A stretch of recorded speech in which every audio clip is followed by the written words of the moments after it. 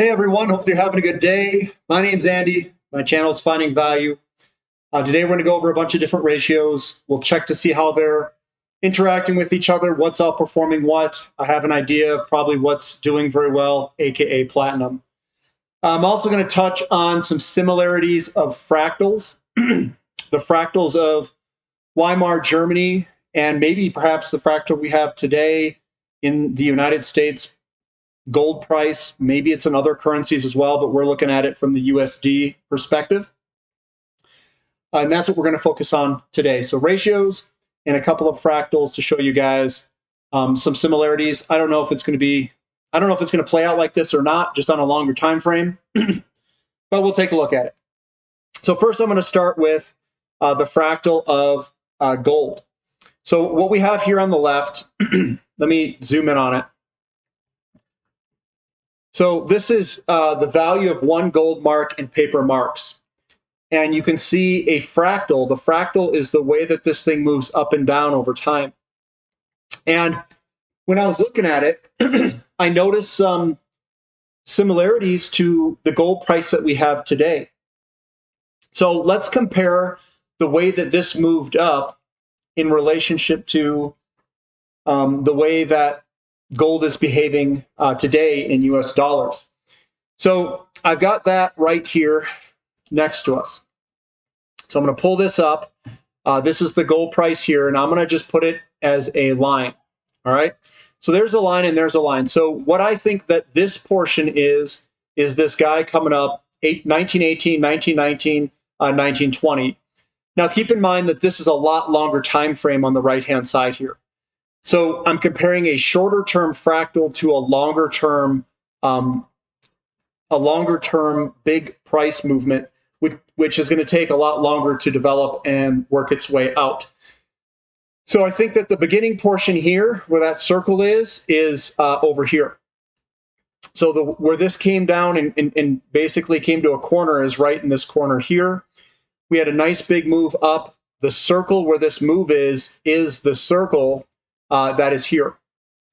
So that circle is that circle, and you can't really tell that circle. So this circle here is that circle here, and perhaps maybe we've got a big move ahead of us, moving on up, much like Weimar Germany did in 1922 into 23. So maybe that's where we're at. I don't know. I just wanted to show that because I saw that fractal and it looked very similar to what the big long-term big picture view in gold priced in dollars is.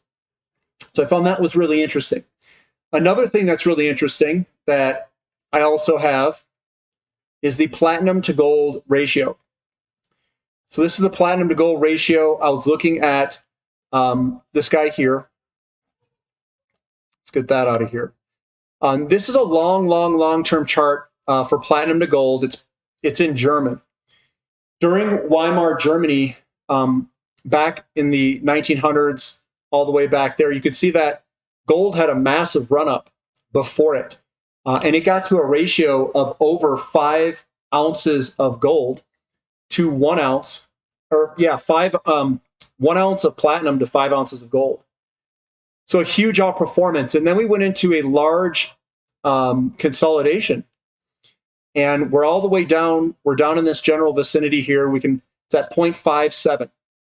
So we're actually doing a false breakout here, ready to move on up to the upside, I think.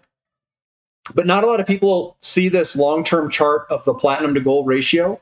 I think it's really fascinating, the chart here, because of how it basically squeezes up. We could have a big break to the upside, where platinum outperforms gold quite well. It whoops its butt. And if gold's going higher, platinum's going to be going higher at that much faster of a rate. So looking at this, we've seen massive outperformance of platinum in the short term over gold. So platinum is doing what we thought it was going to be doing, a huge outperformance.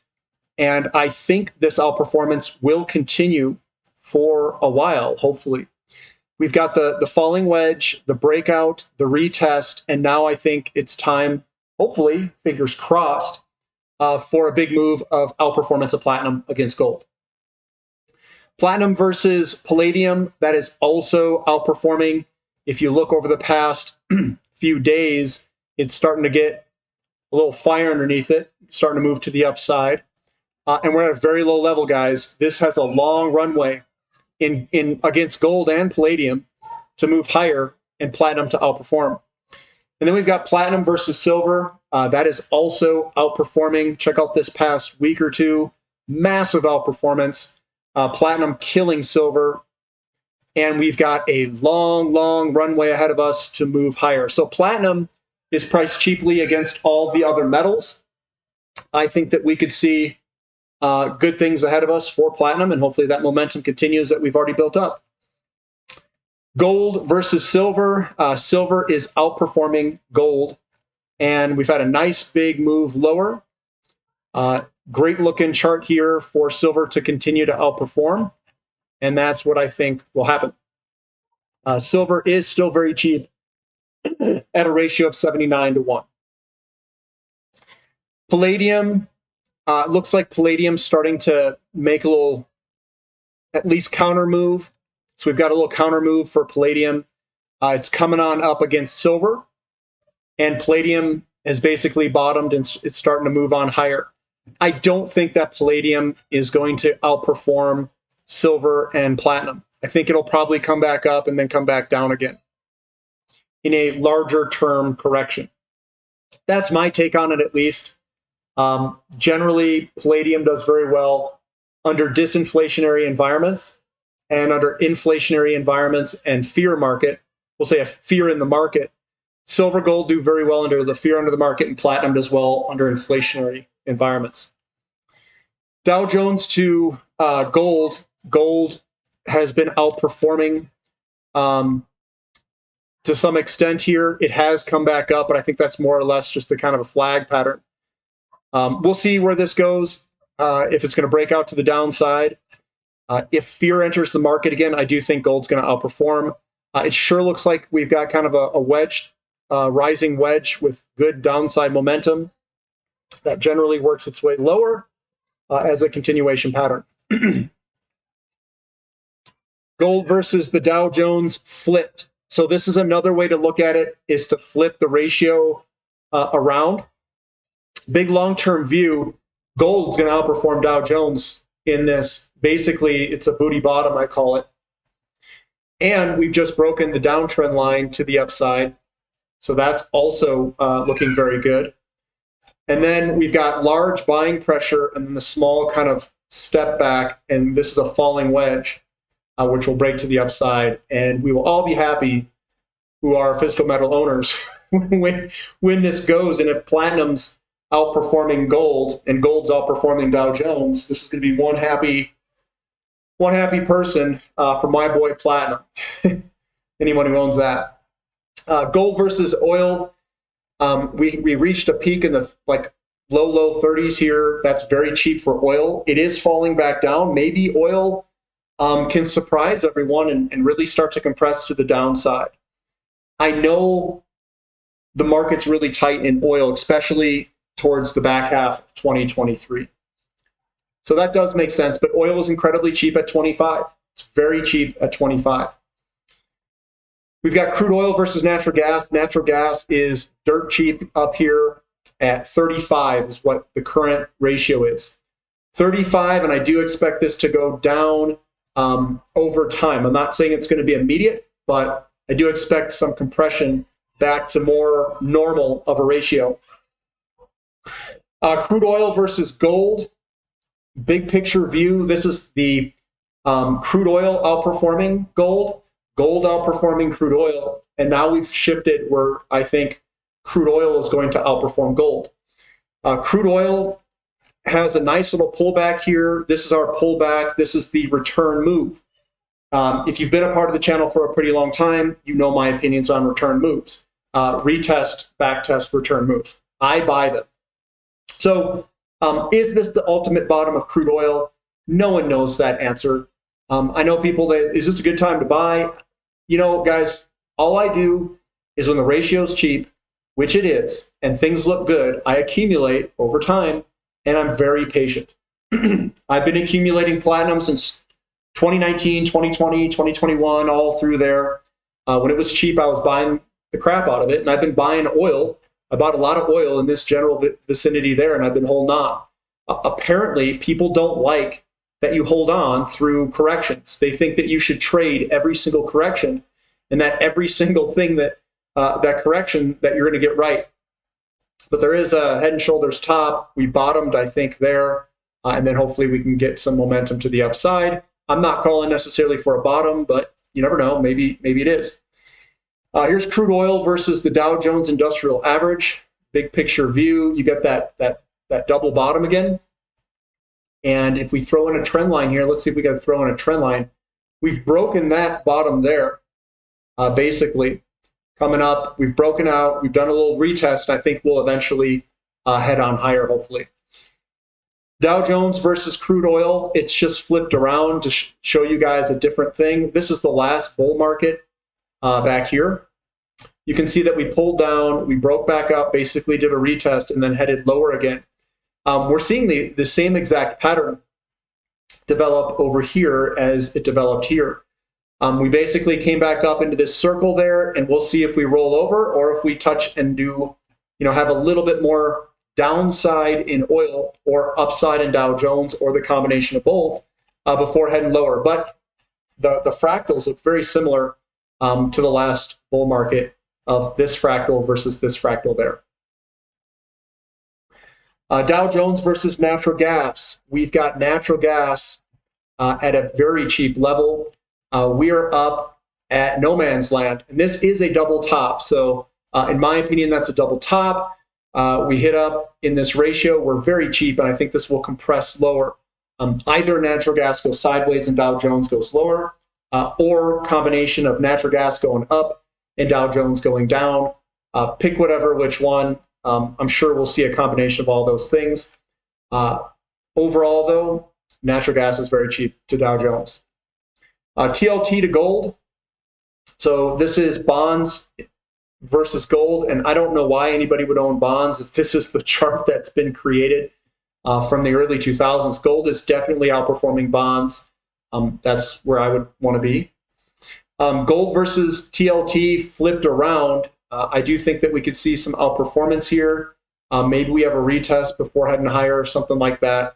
Again, the path is unknown, but to me, gold is outperforming TLT quite regularly. Natural gas versus Dow Jones Industrial Average. We had Dow Jones outperform, natural gas outperform, Dow Jones outperformed, and then I think we've got a breakout and a retest where natural gas is going to outperform in the short term. So there's your breakout, there's your retest. I think that blue overlay here is the fractal of this guy. That's this fractal here, and it looks almost the same as the last bull market. We could see a vast outperformance of natural gas in relationship to Dow Jones. It doesn't mean it only gets this high. We could obviously go back to these highs and a move like that. Let me see where that would actually end up being. From where we are today up to the top, that's natural gas outperforming Dow Jones by 2,350%. That's a huge outperformance of natural gas if it were to do that. And that would be a combination of natural gas going up and Dow Jones going down. Here's copper to gold ratio. Generally speaking, copper outperforms during a kind of a bull, economic bull run, kind of an all commodity bull run. Then when things get toppy, you'll see this turn around and you start to head lower, and gold outperforms copper in a crash type scenario, a fear in the markets. Right now, we've got this outperformance up to 2021 where it kind of halted in this resistance area. It's fallen back down. It's fallen back down again where gold has outperformed copper in the short term. So let's zoom in. You can see this kind of break down. And then if you zoom in again, you can see this continue to break down. I do think that we could see gold outperform copper in the short term, given the market conditions that are out there. And the market conditions is the TYX-TNX ratio It is, actually, we'll go to it real quick just to show you what I'm referring to. So this is the 2-year, 10-year. What I think is happening is that we could see this pull back down. You can see a break to the downside, another consolidation, and then I think we're going to break to the downside. What that means is that there's going to be fear in the market. We could see a pullback in stocks. We could see a pullback in commodities even. And I think gold could outperform in the short term. So we could see this go down for a period of time, and everyone gets scared. Even people who own commodities, even though the fundamentals look fantastic, people can get scared, and they could sell their commodity stocks just because they're going down, irrespective of the fundamentals. So that is a possibility there, and that's what I'm referring to as this 2-10-year yield going back lower, signaling fear and problems in the market, just like the copper to gold ratio is falling as well. The copper to gold ratio is also a precursor to interest rates falling. So if this falls, interest rates are likely to follow. A lot of the crashes have this type of look to it. It beelines lower. This is December of 08. You can see this big movement lower in 07. So if you were to look at and zoom in on this time frame here, this time frame here is 2006 is a top. We have a lower high in 07, and we've got a downtrend that's starting to occur here. And this was the crash in August 08, October 08, November 08, and December 08. So we could see it coming by the big selling pressure and the rollover, the big selling pressure, the rollover, and it's like something's coming, and it's lower highs. And then the break, boom, the breakout. So we could be seeing something like that going on that is similar to that, maybe not as big, but there is your movements here and the break to the downside here recently, which also indicates that we could see lower interest rates, because this does tie with the 10-year yield. And then Baltic Dry Index versus gold. Baltic Dry Index has been outperforming here recently. Just the past few weeks, and I should say past few months. And it's just very low, very cheap against gold. So that's what I'm going to have for today, guys. That's what I'll go over is the ratios. When looking at this data here, platinum probably looks the best asset of all of them. Gold looks good too. Silver looks good. Precious metals in general look very good, with platinum being, my boy Platy, being the star. Natural gas is the cheapest commodity of all of them. Bar none, no arguing, it's the cheapest. Doesn't mean that it will go up immediately. Just because you're the cheapest, it can be cheap for a while. It could bounce, it could go sideways and be cheap for a year or two even. Or maybe it's only 6 months. But it is undeniably the cheapest. And those who are ultra patient can look at some of these natural gas holdings and just wait and watch. The companies, remember, they sell natural gas. They have hedges in place, some of them, where they hedge production, and they still make money selling their natural gas at higher prices. But if prices remain low for a long period of time, it will drag down the natural gas companies over time as well. So we got to kind of wait for that to get dragged down, if it were to get dragged down. If the overall markets sell off, it'll take everything with it, I think, for a period of time, if it does that. So that's what we've got. That's what the ratios are signaling. It also signals that we could potentially see lower interest rates. And you can see the 2 and 10 start to break to the downside as well. So yeah, it's not looking favorable for increases or higher prices in commodities in the short term. Does that mean that you just sell everything and run for the hills? No, I'm not going to do that. What I'm going to do is I'm going to continue to watch, continue to monitor everything, and just wait. Just wait. And if I get better buying opportunities, I'm going to buy it up. And this, hold on. This will pass with time. And then when money printing comes, because they're going to save the system, so to speak, they need inflation for increased tax revenues. So inflation must win. Deflation cannot exist for any period of time, I think. Yes, it can happen for a short period of time. Yes, it can scare people. Yes, they'll claim victory over inflation if things go down, and we very well could have a rough period. We've seen the M2 money supply go negative. It's contracting to some degree. Usually there's about a 12-month lag between that data and what actually occurs. So I think inflation will go down, and they're going to print more money as soon as that inflation level gets to some acceptable level and the system has problems. So when that money comes into the system, it's going to go directly to where the shortages are the greatest. So that's where my thinking is, and it's in commodities. So that's what I've got for today, guys. If you guys like the content, give me a thumbs up. Subscribe to the channel. Subscribe to the website if you'd like. I go over a lot of ratios. I go over a lot of things that I like and what I'm doing. Become a platinum member. Use the word discount, the coupon code. If you want a discount, love to have you a part of the community. We have a platinum question and answer session at 5 p.m. Mountain Standard Time today. So if you want to join, you can go on the Zoom call. You can ask me whatever questions you'd like. You can see the content that I have on the website, which talks about a whole bunch of different things. It talks about individual companies. You can see my own portfolio and the companies that I own in it. And that's what I've got on there. So that's what I've got for today. Hopefully, you guys are doing all right. Hopefully, we have a good weekend or a good week coming up in the markets. Hopefully, it's not too bad. And we'll catch you next time. This is Finding Value.